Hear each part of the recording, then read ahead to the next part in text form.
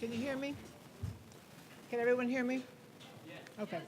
Just want to make sure you could hear me because I'm not going to hold this. I want you to pay more attention to the slides than to me. So if you would do me that honor, I would appreciate it. I'm going to speak to you about the oneness of life. Great. Thanks, Rick. Appreciate it. Okay, is that better? Yes. Great. Thanks. So the first thing we see here is a newborn. And it's easy to see the oneness of life and to relate to this innocence when we look at this beautiful picture, is it not? So what I want you to think about while we look at these slides is that perhaps everything we encounter in our life is a part of ourselves, a challenge or a peaceful thing, but always a part of ourselves. So it's easy to see the oneness when we see a heavenly picture. It's easy to see that, oh, we feel so good about that. It's like, oh, wow, I'm like a rainbow. I'm like an angel wing. Isn't that wonderful? I feel so wonderful about that. Or a peaceful man talking of love and embracing you and making you feel warm and nice inside. Easy to see that you are related to that person and that that is a part of you and you a part of it. Easy, so easy, so easy.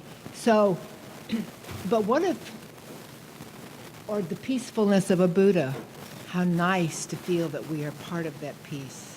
How very nice. And we feel exhilarated when we see something like that. I mean, look at it. It's beautiful. It's peaceful. Even if that's not your religion, it's like you feel the peace. You feel the love. But what about a picture like this? This is a man we've been told to hate. This is a man who created chaos in this world. We fail to see that beautiful things came out of it. But it's difficult for us to embrace this as part of our oneness. I'm one with that. What about this man? We all have stories about this man. See how quiet we become when we think about, gee, that man reflects a part of us. Ooh, we don't want to hear that. But still, it's something to contemplate. So I bring you questions. I have no answers, but I have many questions for you. This person, a homeless person, how do you greet a homeless person? Do you walk by? Do you pretend not to see them? This person says, I used to be someone, but this person still is someone, the same someone that she was when she thought she was someone. What about refugees coming to our country? Oh, can we take another? We're already struggling. Can we possibly accept more people into our lives? These people are part of us, not separate, but part of us. Embrace them, love them, do what you can. Again, the question, can I embrace this? What about this? More homeless people, heroin addicts, can we embrace them as part of ourselves? Can we face that each of us has some sort of an addiction within their soul? Within their body, within their being? Can we face that? Can we see that these people are part of us? What can we do? This man says, with his dog, looking for some food. Do we have food for this man? Do we have love for this man? Do we see that this man is part of us? Part of us. All is one. Part of us. All of us. Everything working together as one. A homeless camp. Look how they live. Looks like squalor, or does it look like community? People who have no place have gathered in the forest together to live in peace and harmony, self-governed. Again, part of us, all is one. This child, can we see the compassion that this child needs, the loneliness?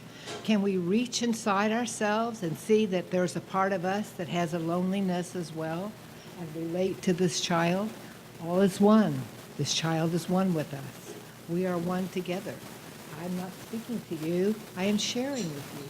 Children grumbling for food on the street, thrown there for them. Can we see that they are being fed, that they are part of us?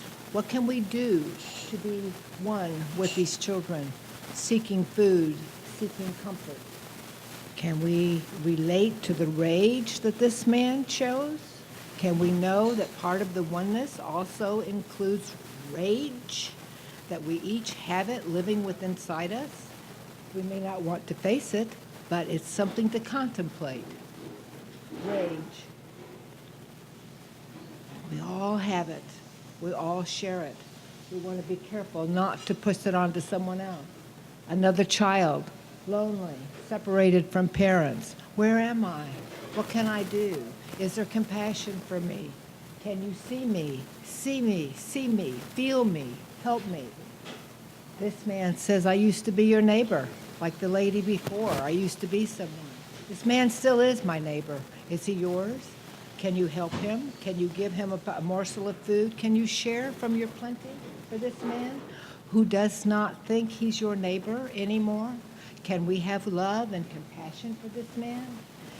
Not so easy to relate to a storm raging around us, but yet that is one. Storm has a purpose. It comes to clear out the things that are no longer needed and wanted here, to give us new perspective, to shake things up a bit. But still, that storm is one with us, and we with it. Let tonight be the dawning of a new day of awareness, the oneness that exists in the world. And know that everything we see has come to show us of the oneness of all of us. A dawning of a new day. Unity. Unity. No matter your color, no matter your gender, no matter your religious path, we are all one. Let us embrace that. Let us embrace each other. Let us go forth knowing of the oneness of all things.